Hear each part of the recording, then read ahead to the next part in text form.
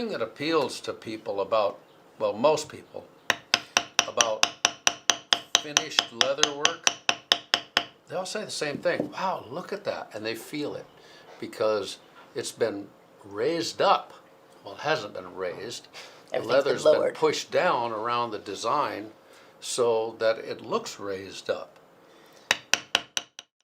Alrighty. Well, I have got Kevin right here, busy at work, doing some stuff. Oh. Tracing some leather. So when we were in Dallas here back in January, Kevin said, you know what I think would be awesome? I think I'd like to do a video on inverted carving. Kevin, what does that mean?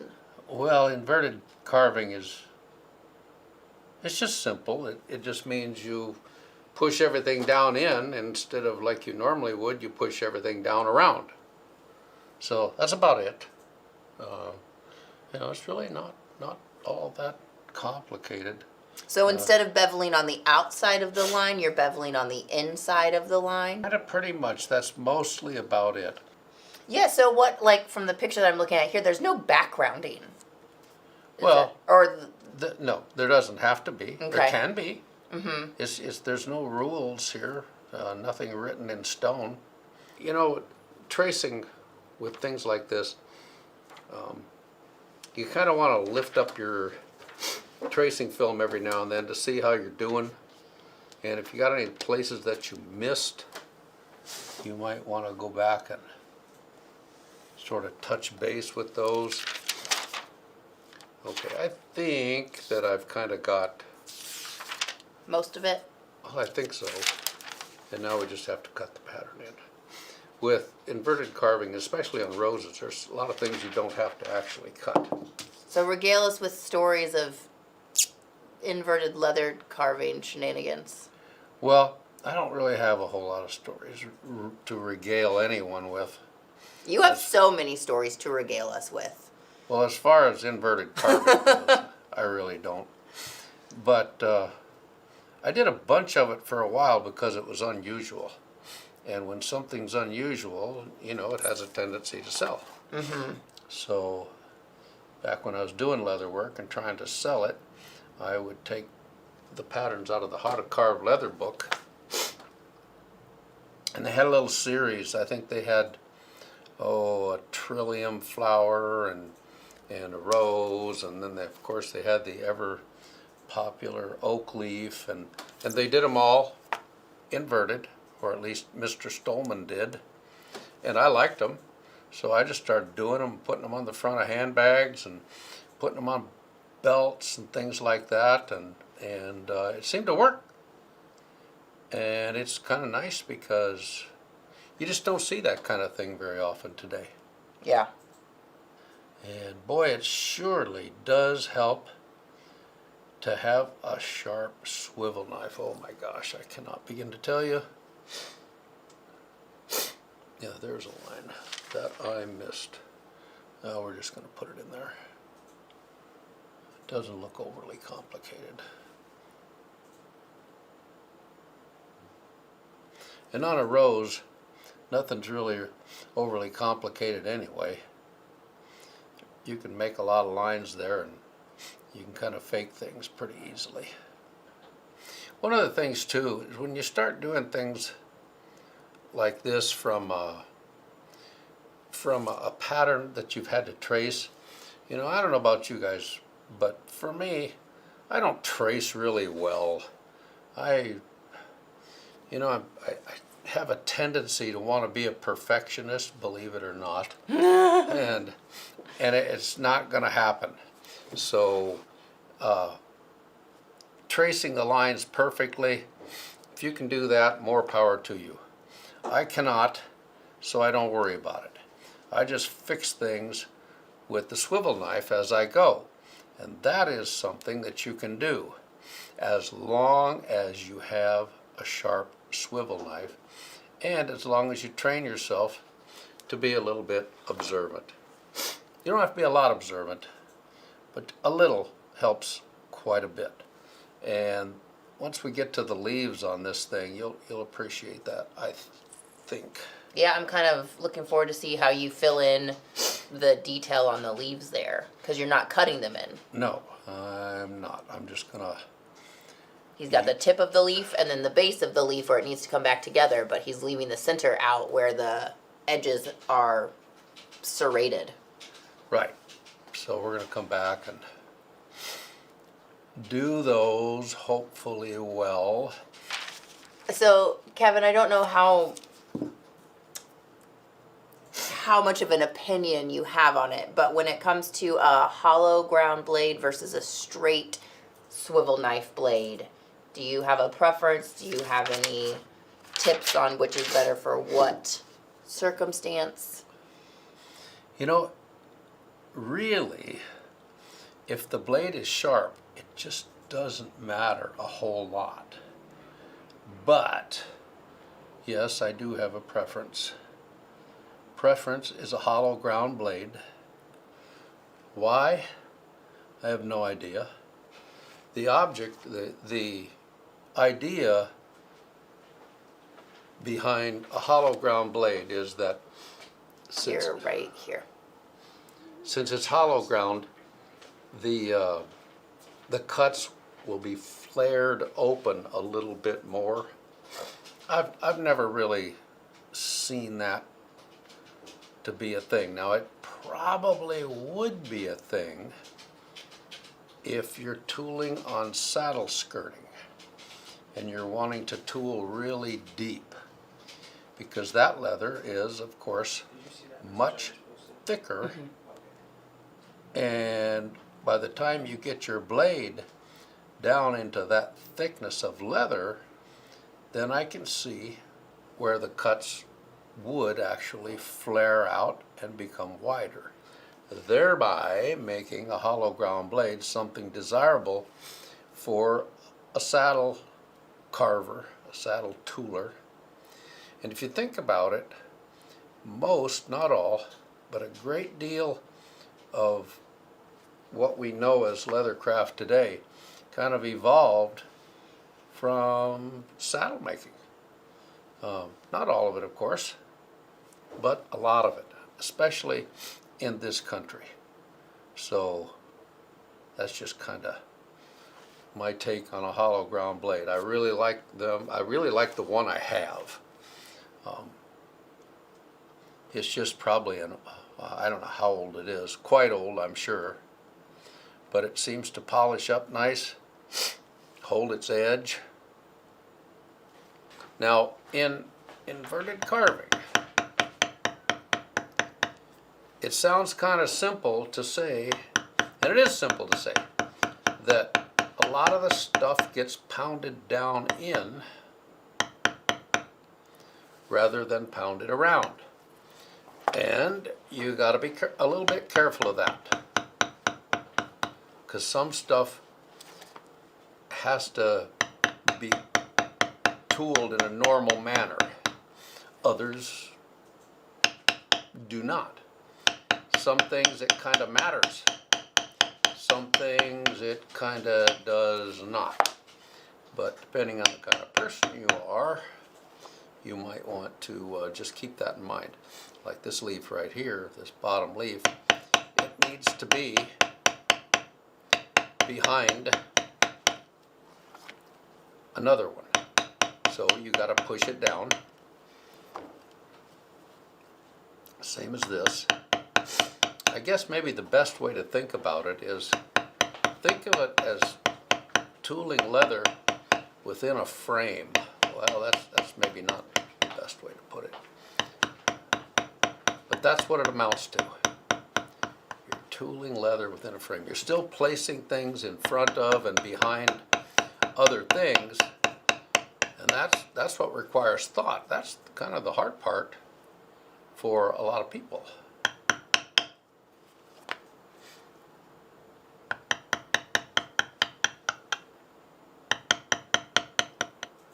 So what tool are you using right now?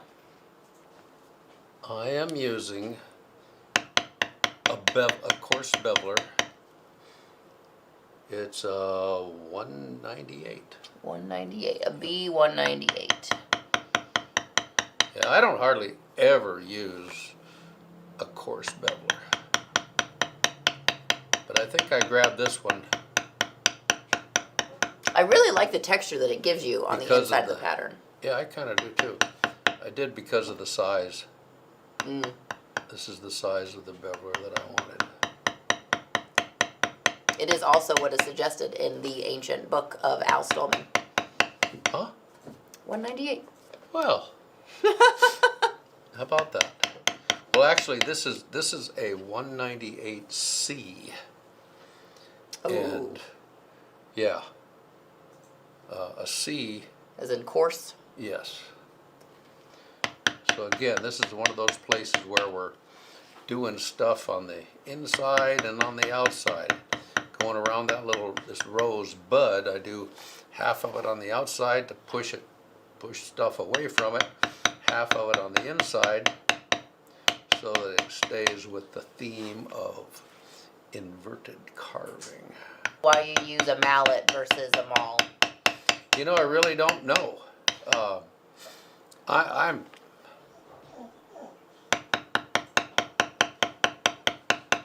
It's a very good question, and a lot of people will tell you all the reasons that they like one or the other.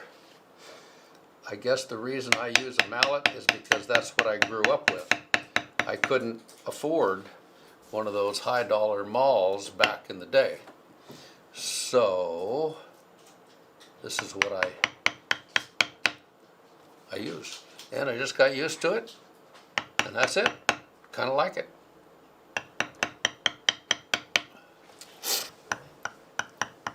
So I guess one question that I have with inverted leather, this carving method, I feel like it's prone to not be. You can background some parts of it, but Sure if you try to background it like you would do regular carving, you're gonna lose the Right. detail because it's Right. not. It's the background. I think is supposed to be raised. And so somebody was asking, like, when you mix the two styles, if you were to mix inverted and regular, how do you accomplish that with still making the inverted carving look like correct? You know, you're not gonna like the answer. But I will tell you, there is no black and white answer to that question. It just isn't there, because you're carving different things. Right. And so the answer is try it. You're going to find out what works and what doesn't. And I mean, that may not be the answer you want to hear, but it's the right answer.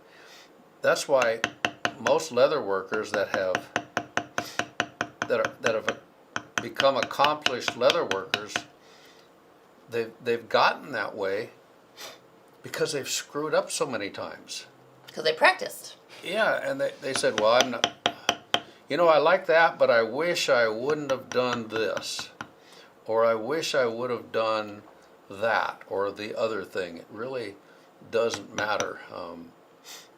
It's just, that's the way it is. I don't know how else to tell you. Mm-hmm. Yeah, look at stationery supplies for pencils. That would be where I would start. Okay, there's a leaf. Okay, what tool are you using? A 976. A 976. This little, this way. This little It's a triangular beveler. Dude, he's using that to make that. Yeah, and Okay. I'm doing two leaves here. One to show you how to do it, and one to show you how kind of not to do it. So they're both going to be okay.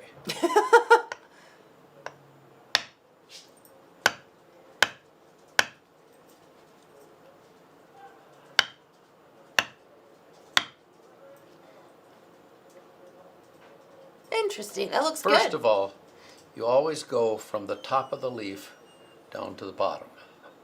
Now, you don't have to do that. That will let you adapt to the curve of the leaf more easily. The next thing is to make sure you tip the tool more than you think you're going to need to.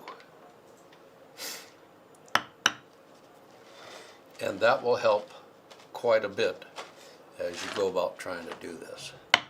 If you don't tip it so much, well, it's not the end of the world, but it will make it so that it's a little harder to make it look good as you get to the end. You'll have to do some cover up and some hiding. You also tend to twist the tool just a little bit away from the leaf as you go down. And then on the other side, you twist it towards the inside of the leaf. I know that's complicated. The only way to learn how to do this is to do it. Let's see, okay. And we're going to do some decorative cuts. Michael wants to know if you feel like if you find a tooling design, you can probably do it both inverted and regular, Sure. right? Yep. Okay. You can, no doubt. And if you don't like it, don't do it again.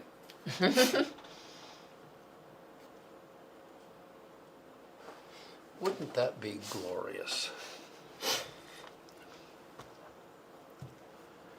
And I kind of regret that I didn't have I didn't take the time to show you how much water I put into this. You spray it down pretty good before you started? Oh my. There's a lot of water in this piece of leather. And most people don't wet their leather enough the first time. Which, you could have worse problems for sure. I was going to say, you talked about like tooling things, and there's a lot of, you can do a lot of things when it comes to actually using the tools to put the impressions in the leather, but there are a couple standards that you always have to have, and that is the right moisture content, a stropped swivel knife, and a granite slab. Those are the three things that just can't change. That is correct. Let's see. Now we're supposed to put a whole bunch of little cuts along these stems, but with all that coarse beveling, I don't know that we really need to. So I'll just put a few here. And boy, are they choppy. You're just going to pretend like you're hair blading without a hair blade. Yeah, and I'm just not really overly concerned with making it perfect. And that's one thing I learned a long time ago, that leather does not have to be perfect. It just has to be good enough for what you're doing. And that's kind of a thing that applies to when you're selling it. And I think Look how pretty that is. We're getting close. And there you are. Now there's areas you could background on there if you wanted to. So if you were going to background, what? If I was, well then I can tell you. If you were.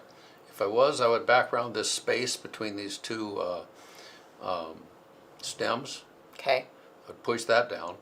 But since you've already pushed the stems down, it means you got to push the background area that much farther down, and it really gets challenging. It's not that you can't do it, you can, but that's an example of one space. Otherwise, I guess you could do this space here between these stems, but again, it's better to leave it, in my opinion, at least, I think. I was going to say, I think that I really appreciate the contrast between the smooth leather around everything, and then the image that you have.